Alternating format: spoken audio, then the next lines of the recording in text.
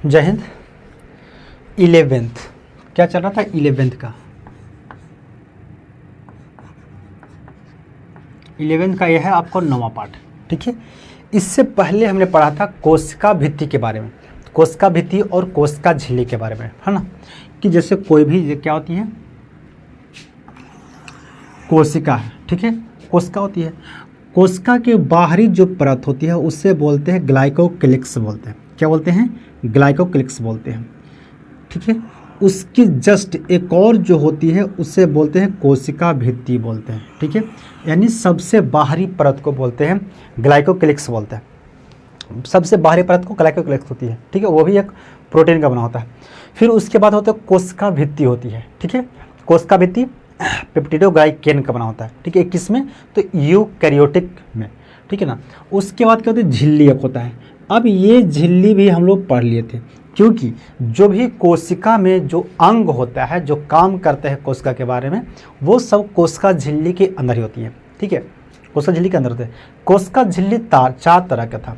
एक था पारगम, जो कि किसी भी चीज़ को, किसी वस्तु को यानी पूरी तरह से पार होने दे रहा था। ठीक है, उस एक था अपारगम, यानी वो वस्तु को पार होने नहीं देता है ना। जैसे दीवार से आप एक तरफ से दूसरी तरफ पार नहीं हो सकते हैं, वो अपारगम होती है।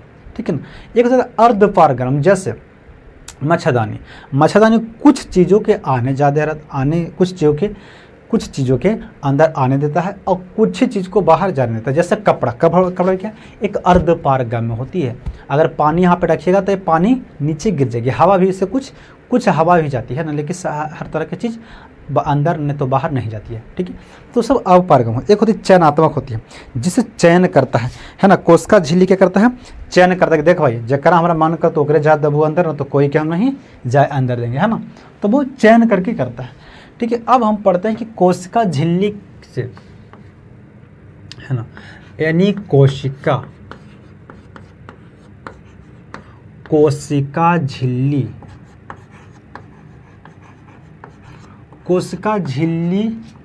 से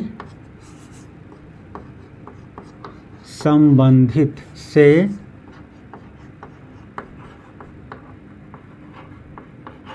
कोशिका झिल्ली से संबंधित। देखो, कोशिका झिल्ली से कुछ अंग संबंधित होते हैं। क्या होता है? जैसे एक होती है इस तरह से, जैसे ऐसे एक रचना होती है ना, जिसे बोलते हैं मिसोजोम। क्या बोलते हैं? मिसोजोम। ऐसे कोशिका झिल्ली से ये सब मिली हुई रहती है। ठीक है,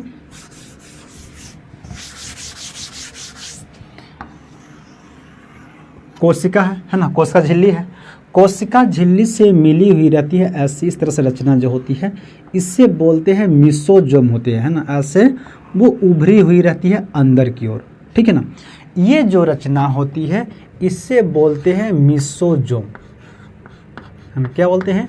मिसोसोम, या तो मिसोजोम भी कहीं कहीं लिखता है, मिसोजोम, है ना।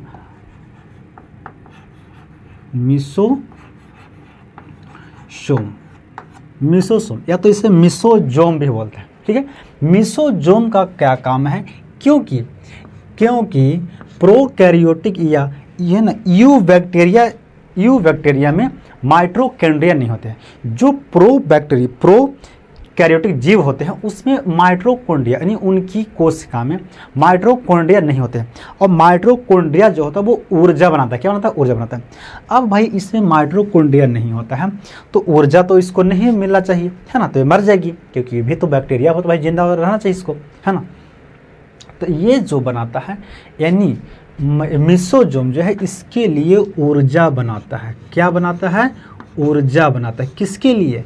तो बैक्टीरिया के लिए मिसोजोम एक अंग होती है जो कि कोशिका झिल्ली से संबंधित होता है, इसीलिए ये ऊर्जा बनाता है ना। ये इसे भी कह सकते हैं कि ये समवृत्ति होती है। क्या होती है?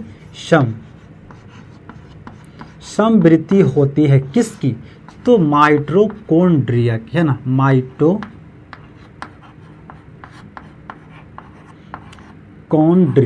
माइटोकॉन्ड्रिया की समवृत्ति होती है। समवृत्ति मतलब उसी की तरह काम करता है। कौन काम करता है? तो मिसोसोम, है ना। मिसोसोम जो है वो यानी यूबैक्टीरिया के लिए ऊर्जा बनाता है, ठीक है, क्योंकि ऊर्जा हर किसी को चाहिए। जैसे हम लोग कभी काम करने के लिए ऊर्जा की आवश्यकता पड़ती है, चलने के लिए ऊर्जा की आवश्यकता पड़ती है। तो हम लोग की जो कोशिका में होती है माइटोकॉन्ड्रिया होती है, और ये ऊर्जा बना के देता है। जो हम लोग सांस लिए है ना, वहाँ से हवा ले लिया है ना, ऑक्सीजन ले लिया, फिर खाना खाए वहाँ से ले लिया ना, और दोनों के मिला के ऊर्जा बनाता है, तब हम लोग अपनी कोई काम को कर पाते हैं। उसी तरह से इसमें माइटोकॉन्ड्रिया यानी यू बैक्टीरिया जो होती है उसमें माइटोकॉन्ड्रिया नहीं होती है। तो होता क्या है, तो वो होता है मेसोसोम होता है, अब वही ऊर्जा बनाता है।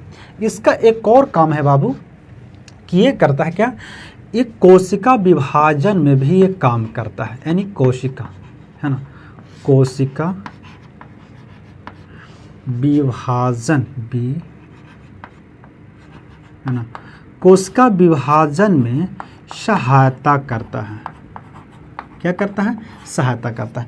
जैसे कोशिका विभाजन कर सकते हैं किससे ना, सेल डिवीजन करें। जैसे मान लो एक कोशिका से दूसरा कोशिका अगर बनना है, क्योंकि ये जन्म नहीं लेते हैं है ना, एक आदमी जैसा या जानवर जैसा ये अपनी माँ के पेट से जन्म नहीं लेते हैं, एक कोशिका विभाजन करते हैं ना, अल्टरनेट होते रहता है, कोशिका विभाजन नहीं करता है। जैसे है ना फोटोकॉपी कैसे होती है ना, मशीन में है ना, एक जिसको फोटोकॉपी करना है उसको रख दो है ना, और फोटोकॉपी धड़ धड़ हो रही है, उस तरह से भी फोटोकॉपी होता है, ना कि ये जीव जन्म लेते हैं, ठीक है। तो कोशिका विभाजन में है ना मेसोसोम जो है वो काम करती है, किससे सहायता करता है, किसकी, तो यूओ बैक्टीरिया का, ठीक है। दूसरा जो होता है अंग जो इन लोग में है, वो एक अंग होती है, वो बाहरी तरफ ऐसे निकली होती है। क्या होती है, बाहरी तरफ होती है, यानी कोशिका झिल्ली से वे भी सटी होती है, लेकिन किस तरफ, बाहरी तरफ उभरी होती है। अब बाहरी, जैसे हम लोग क्या है, बाहरी है ना, बाल है, तो क्या बोलते हैं, रोमा बोलते हैं, इसे क्या बोलते हैं, रोमा बोलते हैं, है ना, क्योंकि रोआ खड़ी हो गया नहीं, कभी कभी ठंड में रोआ खड़ी होता है, या अगर अब कहीं रात में जा रहे हैं और डर गए, अटेंडर डर गए, तो रोआ पूरा खड़ी होता है, सिर जाता है, उससे बोलते हैं रोआ खड़ी हो गया ना। तो क्या होती है, एक रोम होती है, क्या हो गया, रोम है ना, रोम, यानी इससे बोलते हैं ना पिलाई, ठीक है, पिलाई से बोलेंगे, क्या बोले, रोम। रोम जो होता है ये काम करता है लैंगिक जनन करवाने में। क्या करवाने में, लैंगिक जनन है ना, लैंगिक जनन करवाने में, लैंगिक जनन करवाने में मदद करता है। लैंगिक जनन कहते हैं कि दो कोशिका जब एक साथ मिलके है ना एक नई कोशिका जब उत्पन्न करते हैं, तो उससे बोलते हैं कि लैंगिक जनन करवाने में मदद करती है। तो ये क्या करता है, यानी रोम जो होता है ये लैंगिक जनन करवाने में मदद करती है। जैसे हम लोग के जो होते हैं जीवों में, या तो जानवर हो गया, गाय भैंस कुत्ता बिल्ली, कुछ भी जो होती है उसमें शुक्राणु एक होती है। क्या होती है, शुक्राणु होती है भाई, है ना, देखो ठीक है, शुक्राणु होते हैं, शुक्राणु होती है ना, ऐसे शुक्राणु हो गया, इसका एक क्या है, पूंछ होती है, ठीक है, शुक्राणु। अब यहीं पे एक कोशिका होती है जो बोलते हैं ओवम, यानी अंडाशय। अब ये अंडाशय, अब शुक्राणु जाएगा अंडाशय से मिलेगा, है ना, तो ये भी एक कोशिका है, एक ये भी एक कोशिका है, ठीक है। इसमें भी एक है ना कोशिका जब, यानी इसमें भी आरएनए है, इसमें भी आरएनए है, डीएनए इसमें भी है, डीएनए इसमें है। तो जब डीएनए आपस में जब मिलता है तो कोशिका विभाजन करता है। जैसे मान लो है ना, क्या हुआ है ना, एक महिला, क्या होती है, महिला है ना, महिला है ना, और पुरुष होती है।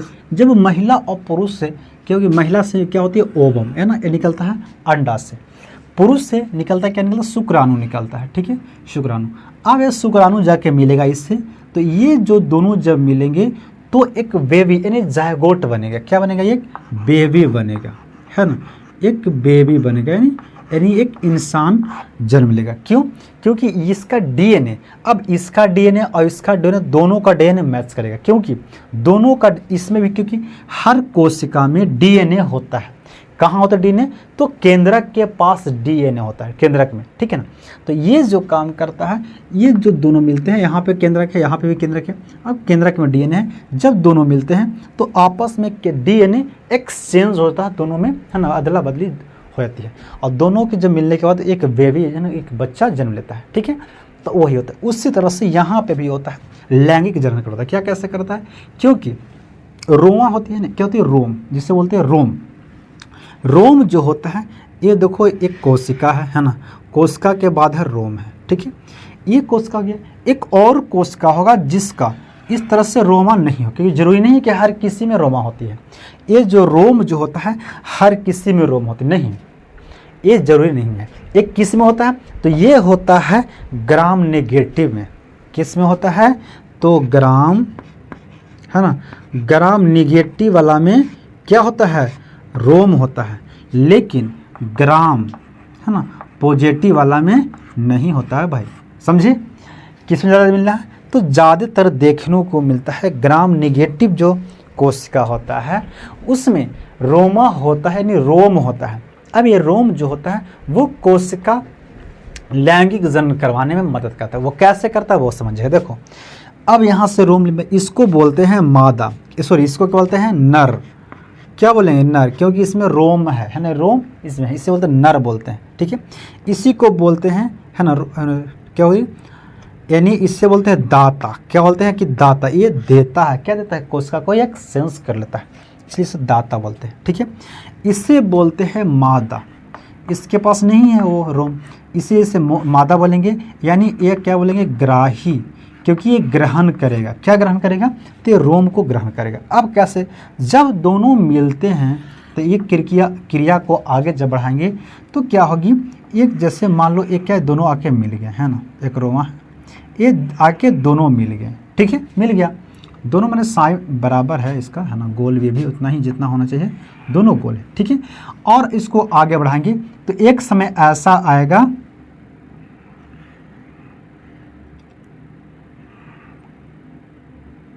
है ना, कि दोनों एक दूसरे से मिल जाएगी। ठीक है ना, एक दूसरे से दोनों मिल जाएगी, क्योंकि ये जो रोमा जो है ना इसमें सटेगा, सटने के बाद दोनों जो कोशिका होती है वो मिल जाती है, दोनों कोशिका मिल जाती है, यानी ग्राम पॉजिटिव और ग्राम नेगेटिव कोशिका मिल जाती है। जब मिलने से इसमें भी जो अंग होती है, ये अंग होती है डीएनए यानी आरएनए, और ये इसके साथ कर लेती है अपना संयुग्मन कर लेती है ना। संयुग्मन करने से यानी उससे बोलते हैं संयुग्म, है ना, संयुग्म, है ना, है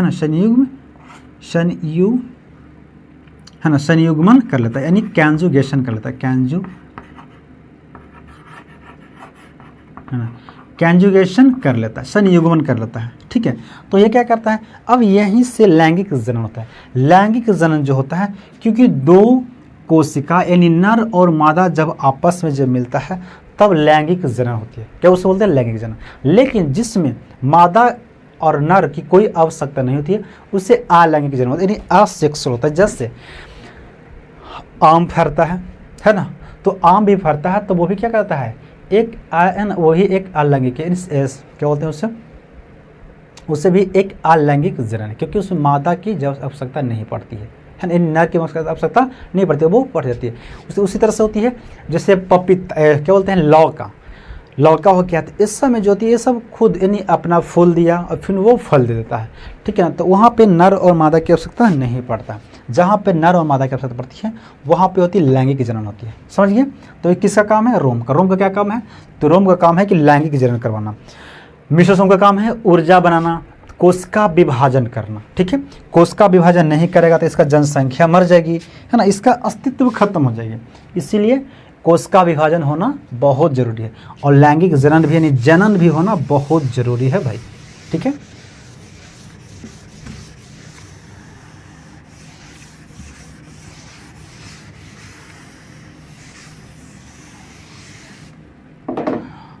तीसरा पॉइंट जो होता है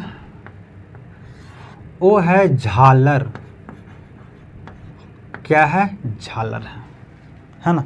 तीसरा पॉइंट है वो झालर। झालर क्या होती है, देखो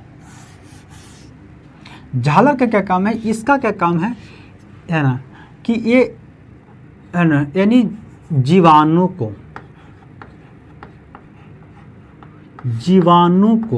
है ना ठोस पदार्थ या चट्टान, है ना, चट्टानों में चिपकने में सहायता करता है,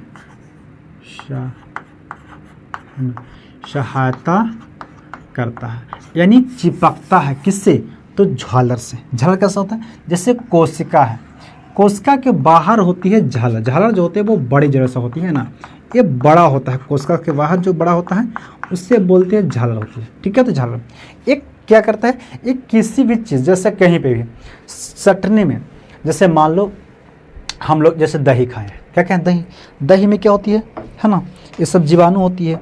अब जीवाणु होती है, हम लोग खाएं तो हम लोग में वो ठोस वस्तु, क्योंकि हम लोग शरीर के ठोस वस्तु, उसमें चिपकने में उसको सहायता करती है। या पत्थर में, या जो भी कोई ठोस वस्तु है, किसी को जैसे मान लो कोई भी जीव में सटने में उसको मदद करती है। कौन मदद करता है? तो झालर मदद करता है। झालर जो होता है वो कोशिका के बाहर जो होती है, यानी कोशिका झिल्ली के बाहर एक रोमा होती है, पतली पतली, जो कि उससे मदद करती है। ठीक है, समझ गया तक? चलो अगला जो पॉइंट है वो है आपको, है ना, सिलिया और फ्लेजिला, यानी कशाभिका,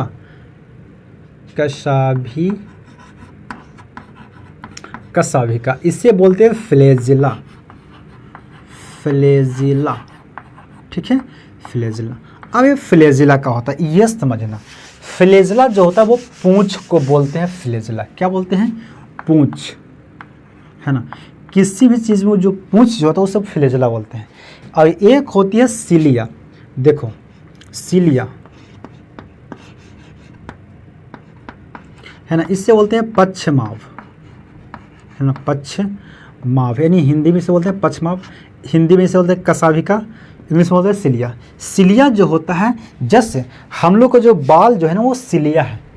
ठीक है, जैसे अगर मान ले कह सकते हैं कि कुत्ता के देख लिए, तो कुत्ता के जो शरीर पे जो बाल है वो सिलिया है, और कुत्ता की जो पूंछ जो है वो है फ्लेजिला। क्या करता है? फ्लेजिला। फ्लेजिला उससे दौड़ने में, कुत्ता के दौड़ने में मदद करता है ना, यानी वो उससे बैलेंस बनाता है। किसी भी चीज़ को, किसी भी जानवर को अगर पूछे हैं तो उससे, है ना, एक समझते हुए क्या है, अल्टीना है। अल्टीना मतलब किसी को शंका, यानी पता चल जाता है कि भाई कुछ आ रहा है। जैसे अगर मान लो कुत्ता सोया हुआ है ना, तो उसके पास चुपके से आप जाइएगा तो सबसे पहले पूंछ खड़ा करेगा, है ना, ताकि उसको अल्टीना से पता चले कि अरे यार कोई हमारे पास आ रहा है, कोई मारेगा, है ना, देखो पैरवा दबा रहा है और मारेगा, हड़क से डंडा करे मारेगा, है ना, तो वो पता करता है। तो ये अल्टीना होता है। तो पूंछ यानी जो सिलिया जो होता है, यानी बाल जो होती है वो, यानी सिलिया जो होता है वो छोटा होता है और फ्लेजिला बड़ा होता है। ऐसे भी याद कर सकते हैं, क्योंकि देखो फ्लेजिला में देखो ज़्यादा, यानी कितना ज़्यादा अंक है, सिलिया में कम अंक है, तो छोटा ही होगा, ऐसे भी बड़ा हो जाएगा। ठीक है, पूंछ होती है। तो ये कैसा होता है ये समझिएगा। ठीक है, देखो एक कोशिका है। क्या है? कोशिका। कोशिका में, है ना, बाहरी एक होती है और एक, है ना,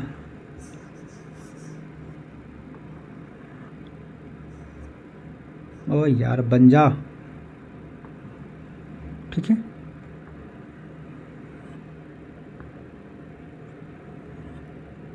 एक यहाँ से ज्वाइंट है। ठीक है, यहाँ से ज्वाइंट है। अब देखो क्या होती है, ये पूंछ है ना, तो पूंछ जो है वो क्या हो जाएगी, फ्लेजिला हो गया, यानी कशाभिका होगा।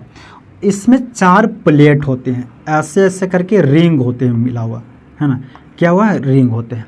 ठीक है, रिंग होता है। अब ये रिंग क्या कहते हैं, आपस में ऐसे घूमते रहते हैं रिंग, है ना, हमेशा क्या कहते हैं, घूमते रहते हैं। घूमने से यहाँ से एक द्रव निकलता है और वो द्रव ऐसे ऐसे प्रोटीन होते हुए पूरे इसकी पूंछ जो होती है वो सभी पूंछ में विकसित हुआ, यानी सभी पूंछ में वो फैला हुआ रहता है और रिंग से वो जुड़ा होता है। जब रिंग जब घूमता है ना, तो वो, क्योंकि यहाँ द्रव जो हिलता है, अब द्रव हिलेगा तो ये पूंछ को भी हिला देता है। इसीलिए ये जो कोशिका होती है वो आगे बढ़ने में इससे मदद करता है। कौन? तो फ्लैजिला से इसे आगे बढ़ने में मदद करता है। ठीक है, तो इस चीज़ को बोलते हैं आधारी, है ना, आधारिका। क्या बोलते हैं? आधारिका। ठीक है, यानी वेस्ट, है ना, वेस्ट बॉडी, यह है आधारिका। ठीक है, इससे जो है इसे बोलते हैं अंकुर, क्योंकि यहाँ तक देखिए, यहाँ तक एक और दूसरा जॉइंट है, यानी यह है अंकुर, है ना, यानी होल, क्या हुक है, क्या है, हुक है। बाकी ये जो है ये है तंतु, जो लास्ट जो होता है उसे तंतु बोलते हैं, फिलामेंट बोलते हैं। क्या बोलते हैं? फिलामेंट। ठीक है, तंतु है, फिलामेंट है। इसमें एक रंग होती है, क्या होती है, रिंग होती है। कितनी रिंग होती है? तो 4 तरह का है। ये जो रिंग होती है 4 तरह के, किस में होती है देखो, है ना, ग्राम, है ना, ग्राम नेगेटिव जो कोशिका होता है उसमें रिंग जो होता है वो 4 गो रिंग होता है। कैसी रिंग होती है? 4 रिंग होगा, है ना। रिंग कह सकते हैं या तो प्लेट कह सकते हैं। कितनी प्लेट होती है? 4। तो कौन कौन प्लेट होती है? तो LPSM, ये 4 प्लेट होता है ना। किस में, है ना, किस में होती है? तो ये होती है जो ग्राम नेगेटिव होते हैं वो। और क्या होता है? ग्राम पॉजिटिव कोशिका में 2 रिंग होते हैं। कितनी होती है? 2 रिंग होगा, या तो प्लेट कह सकते हैं। कैसा? ये वाला प्लेट कितनी होगी? तो 2 होगी। कौन कौन होगी? तो वो होगी S और M होती है। ये अभी मैं बता रहा हूँ किसका? पूंछ के बारे में बताऊँ। किसका? पूंछ के बारे में। एक होती है फ्लेजल। अब ये जो पूंछ जो होती है ये पाया था वो कोशिका में, किसमें? यानी प्रोकैरियोटिक। किसमें पाया था? तो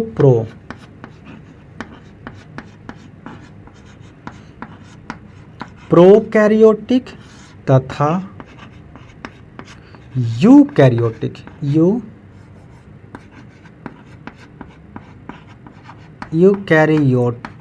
है ना। प्रोकैरियोटिक और यूकैरियोटिक दोनों में होता है क्या? जो पूंछ जो होता है प्रोकैरियोटिक जीव और यूकैरियोटिक जीव दोनों में होता है, क्योंकि गति करना बहुत जरूरी है। अब यूकैरियोटिक जो होता है वो हम लोग, आप हो गए, हम हो गए, जानवर हो गया, ये सब जो जितने हो गए सब यूकैरियोटिक, जिससे हम अपनी आंखों से देख लेते हैं, वो होती है यूकैरियोटिक। बाकी जिसे आप नहीं देखते हैं वो हो गया प्रोकैरियोटिक। ठीक है। तो क्योंकि पूंछ जो होता है यानी मनुष्य के, जानवर जो होती हैं उनमें भी शुक्राणु निकलता है। क्या निकलता है? शुक्राणु, है ना। एक क्या? शुक्राणु है। तो ये जो पूंछ है, अब इसी पूंछ से शुक्राणु आगे बढ़ेगी। कहाँ तक आ जाएगी? तो अंडाशय तक आएगी, है ना। यानी अंडाशय तक आएगी, यहाँ पे निषेचन करने के लिए आएगी। तो ये पूंछ के सहारे से ही आगे बढ़ता है, यानी इसमें फ्लैजेला होना बहुत जरूरी है। तो अब ये जो फ्लैजेला जो होती है वो किसमें? तो प्रोकैरियोटिक और यूकैरियोटिक दोनों में होता है। लेकिन सिलिया जो होता है वो सिर्फ प्रोकैरियोटिक में ही पाया जाता है। किसमें?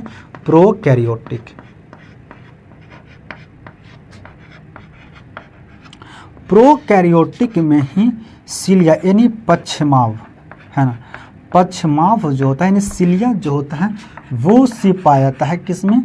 तो प्रोकैरियोटिक जीवों में, जिसे हम अपनी आंखों से नहीं देख सकते हैं। सिलिया जो होता है वो छोटा छोटा एक, है ना, बाहरी रोमा होता है, लेकिन झालर से ये छोटा होता है, झालर इससे बड़ा होता है। एक ही, यानी एक जो होगा वो होगी फ्लैजेला, जो कि उससे बोलते हैं कसाभिका, एक होगा। लेकिन सिलिया बहुत ज़्यादा होता है, क्योंकि एक होता है पैरामीशियम होता है ना। पैरामीशियम एक ऐसा एक जीव इस तरह से होती है ना, उसके शरीर में असंख्य क्या सिलिया होता है। ये सिलिया गति करने में सहायता करती है, किसी भी जीव को गति करने में सहायता करता है। सिलिया का काम है गति करने में सहायता करना, किसी भी जीव में गति करने में सहायता करता है। सिलिया और फ्लैजेला दोनों का काम है गति करने में सहायता करना। ठीक है। तो ये आपका था कोशिका झिल्ली से संबंधित है। ठीक है। ये कोशिका झिल्ली से सब अटैच है। अब हम लोग पढ़ेंगे कोशिका झिल्ली के जो अंदर जो जीव है वो पढ़ेंगे। अंदर जो अंग है ना कोशिका का झिल्ली के अंदर, यानी यूकैरियोटिक के यूबैक्टीरिया के जो जीव हैं उनमें कोशिका झिल्ली के अब जो अंदर जो अंग बच गए उनके बारे में अब हम लोग अगले क्लास में पढ़ेंगे। ठीक है। तो ये आपको था कोशिका भित्ति यानी कोशिका झिल्ली के सहारे जो टच था यानी अटैचमेंट था उसके बारे में था। So thank you.